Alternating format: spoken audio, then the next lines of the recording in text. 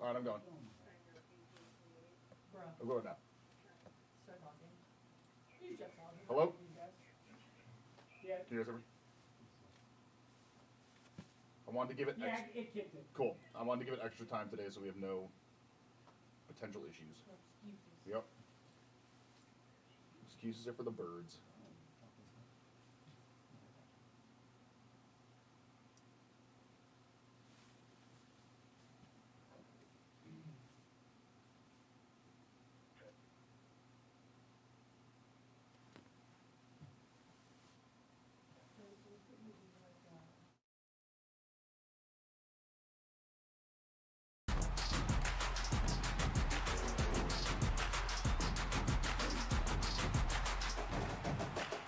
Hello and welcome back to the Stadium Showdown, your in-depth look at the future home of the Cleveland Browns. I'm Jeff Slauson.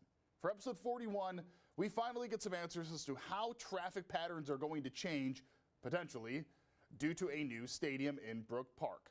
A study was introduced during this meeting between NOACA, Brook Park, the Cleveland Browns, all present during this public forum. That study showed the stadium itself should have a minimal traffic impact most of the time.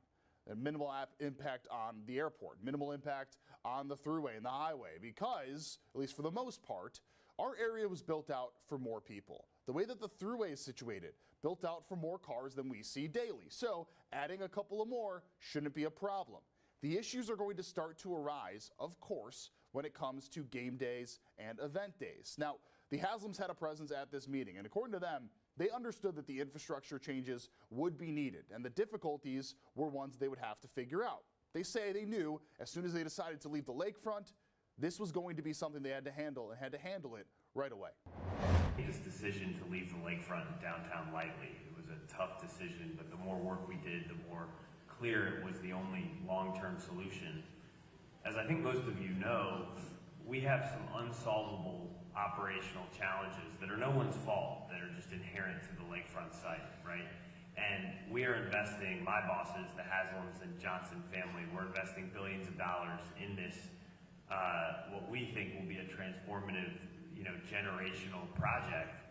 If we invest all the time and resources and money that we are, and we don't fix those operational challenges, then we have failed. So we are absolutely committed to doing what we need to get it right, and we're really confident in the approach we've taken. Thanks again to the collaboration and the great partners that we have, including and starting with Mayor Orcutt and his team at Brook Park. Now, all of this is going to take millions of dollars and a lot of construction to actually build out. They're going to be expanding sidewalks in some areas, expanding roadways in some areas, closing certain streets off to make sure that nobody can go on them during game days, making some right turn only or left turn only, even building bridges in order to make sure that cars are going over where the traffic normally does, basically to end up right at the Brook Park Browns site. That's going to take a lot of time. The construction timeline for the stadium, we know, 2026, 2029. A new one we have to think about is 2027 to 2029. That is where we are told is going to be the main infrastructure changes. ODOT is involved, but it's going to take some time. To get this entire project built in a very short time frame. We're working on design right now, and we're striving to finish design by the end of this year. So it's a very, very quick effort. We have a large team working on it every day. So we finish design at the end of this year. That means the construction can start in early 27. We will phase the construction. Not every road will be under construction at the exact same time. It'll really be up to the contractor that wins the job. That is the low bidder on the job, to decide what order they want to build it in. We have recommended a phasing plan on how they can phase the construction, but it really comes down to the contractor deciding what works best for his with his machinery and his men. But you will see quite a bit of construction, 2 years, 2 consistent years, all of 27, all of 28, and then we'll be finishing up the infrastructure, the roads and bridges, and the pedestrian access ways. Those will be finishing up in early 29. So the natural next question is, when will we actually see congestion in this site? Will it be going in? Will it be going out? Are there certain days where it's going to be problematic? According to the mayor of Brook Park and those that were in attendance in the meeting, it's really only going to be a substantial issue 2 different times.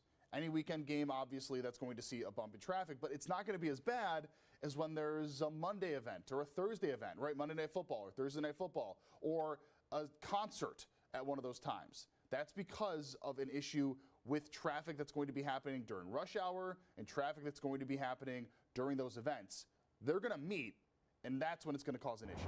Just how often will we be facing this congestion? How often will we have major events? So when we're looking to do 18 to 20 major events a year and bring in 67,500 people into that stadium, we probably will see a few more people in that, 70,000, and maybe even on larger events, 100,000 people or what have you. We have to figure out exactly how long of a time is that going to be for us as a community in Brook Park or Middleburg Heights or Parma. We're looking at under 6% of the year, major events. So out of 365 days, we're having only about 20 major events, which is good. That brings commerce to the area, brings visitors to the area.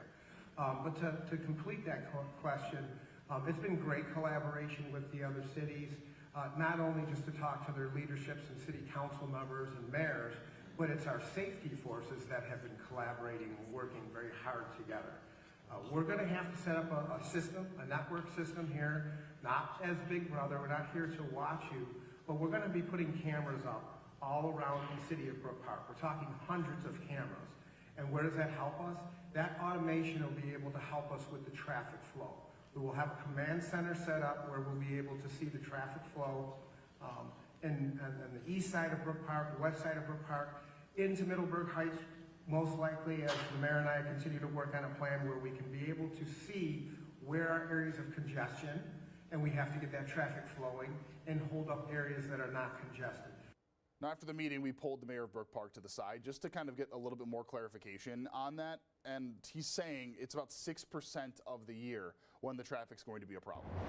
When you have a major league sports team in a city, you are going to have congestion. It doesn't matter what city you're in, you're going to have somewhat of congestion. It all comes down to returns on investments. So the state, the city, do not have the financial capabilities to be able to spend billions of dollars in widening all the roads for 18 to 20 major events a year and have a return on that investment. So what I say to the residents is this: we have traffic plans that are in motion, as I explained today, that will be handled with automation and cameras and folks that will be controlling signals. With that, they should understand that we will have congestion, just like every other city, somewhere between 2 to 2.5 hours before that game starts. Now, with that said, it brings all kinds of commerce to this region. So there is a return on that investment, or I should say to them that, it is possibly that we're going to have somewhat of a delay for what they may want to do, but we feel that they'll understand that what we're going to generate for revenue from this project will be greater than the inefficiencies that they experience less than 6% of the year. So this is only 18 to 20 major events a year. It's less than 6% of the year. And we would hope that that would outweigh any inefficiencies to their daily schedule. Stressed during this meeting was also the fact that Brook Park's not the only one that is going to be seeing these potential issues. It's going to be everybody in the surrounding areas. Every single neighborhood that is around the Brook Park site, they're going to see some traffic changes and they're going to see potentially some issues. But here's the thing. The mayor of Brook Park, those in attendance say, while yes, this is going to be awful for those neighbors for those select few times, they believe it's worth it because of the advantage, of course, of getting a new stadium. Have worked together to acknowledge that there will be impacts to the adjoining communities. And the Haslam Group has, I believe, committed to additional transportation studies outside of the city of Brook Park in the affected areas, and therefore bringing perhaps a phase 2 of projected infrastructure solutions to the NOACA board and to the public. As of right now, we don't know if any more of those meetings are going to take place. The last thing I want to touch on of that meeting before we go to a break, during the beginning portion, before any of the real presentations, they did a survey with those that were in attendance and watching at home, asking what their fears are related to the stadium. A majority of the people said that they are concerned about traffic patterns and the way that Brook Park is going to change them to fit the stadium.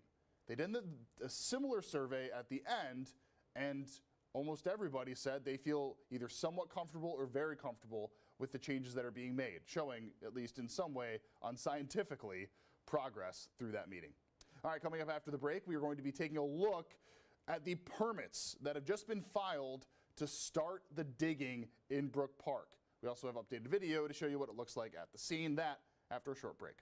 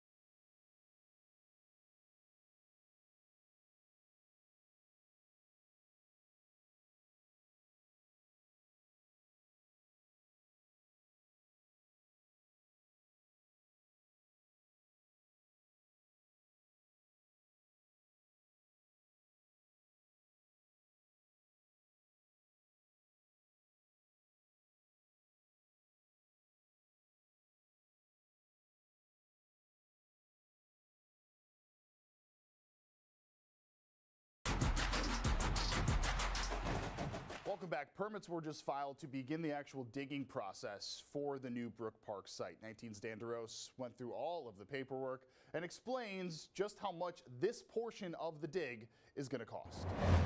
I know we're still waiting on a couple of little minor lawsuits, but this is a major deal. The first major commercial building permit. It's right here. In the small print, you can see valuation $65 million. That's just this phase of the project is looking at $65 million.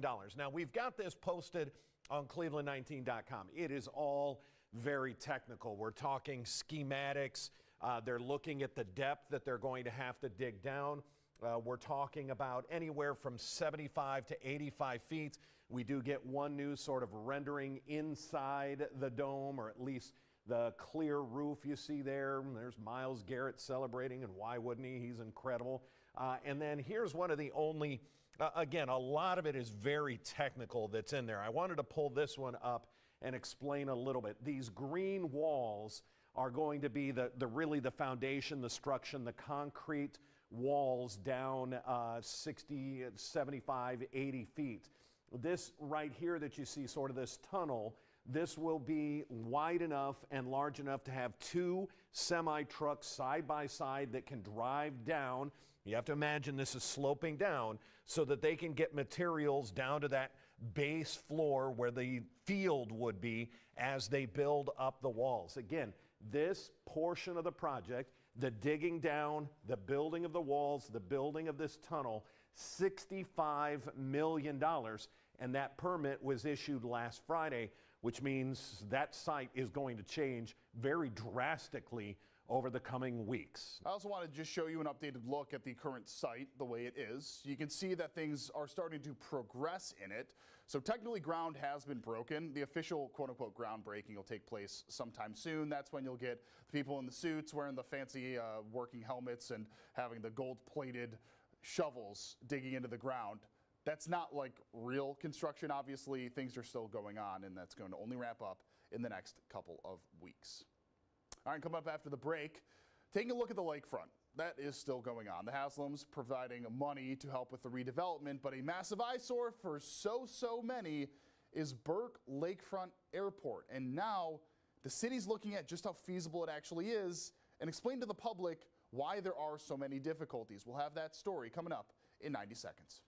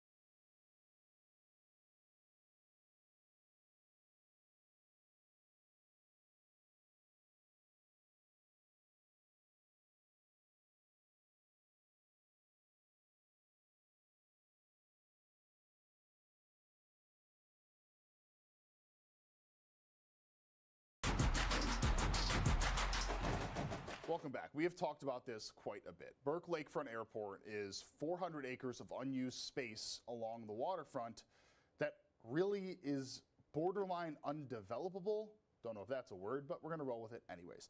The thing is, that is built on a toxic waste site that has lots and lots of problems. So how do you try to redevelop it if you're going to close it? The City of Cleveland is looking into that. They're going to be hosting 4 different seminars to explain to people the different aspects of what that project potentially could be. 19's Caitlin McCarthy has the full story and spoke with the councilman who is behind this. Could the 450 acres where Burke Lakefront Airport sits in downtown Cleveland be better used for mixed-use development? City Councilman Charles Slife hopes through a series of hearings they can discuss the ins and outs of closing it. I think a lot of people have been led to believe closing an airport's as easy as turning off a light switch, and it's not only is it very difficult, but Burke's position on the lakefront, landfill, all of these other aspects make it a very unique site. You mentioned this is not a simple task. What conversations surrounding those challenges will the council be discussing? So we're going to start off with just talking about the lay of the land. People might not realize City Hall's on Lakeside Avenue because it used to be right next to the lake. Everything north of there is landfill. So there's complexities of building on landfill. There's prohibitions for the city selling lakefront land. There's state regulations, and all of these have consequences for building any project. Back in October, Mayor Justin Bibb and County Executive Chris Ronayne sent a letter to congressional members requesting assistance to close Burke. In November, Congresswoman Chantel Brown did an unscientific survey asking her constituents, do you support federal legislation to close Burke Lakefront Airport so that the site can be redeveloped? She says among the 2,400 people who responded, a very strong majority support redeveloping Burke. At one point, the Cleveland Browns claimed they looked at Burke for a possible new stadium, but the issues Slife has pointed out were too much to overcome. Where the Browns' current stadium sits on the lakefront is slated for redevelopment once the team leaves for a domed stadium in Brook Park sometime after the 2028 season. So there are more near-term efforts to develop where the Brown Stadium currently is, the area immediately north of there. As far as developing Burke, I think that's to be determined. The City Council hearings to discuss closing Burke are set to begin on January 21st. In Cleveland, Caitlin McCarthy, 19 News.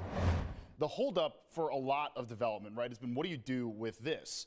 Now, the Haslams they said at least, that they did look at Burke as a possible option for a new stadium. Flat out, it just did not work. That's the full site here. About 400 acres in total is what this area covers. Now, the reason why it's not necessarily super cut and dry that you can just redevelop Burke Lakefront Airport is it's basically built on a dump. It's a toxic waste brownfield site. So if you're going to redevelop Burke, you need to redevelop everything. You need to remediate everything.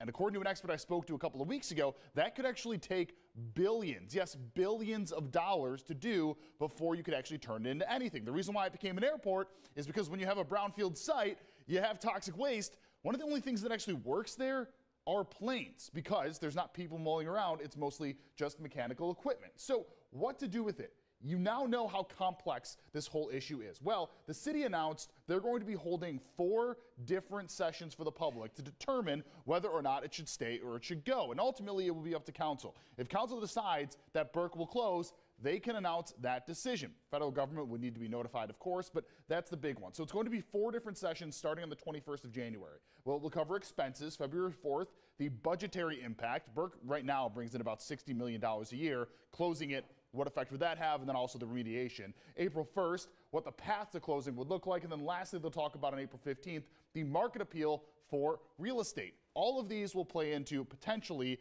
what to do next with Burke. And if you want to watch any of our previous coverage, go ahead, scan the QR code on our screen right now. Episode 41 means we got 40 others in the tank if you haven't watched them. So go ahead, scan the QR code, watch our previous coverage of the Stadium Showdown and all of the latest information related to this ongoing saga. And that is it for your latest episode of the Stadium Showdown. Thank you so much for watching. We, of course, will have much more to come next week. For now, I'm Jeff Slauson with 19 News. Have a fantastic weekend. We will see everybody coming up in a few days.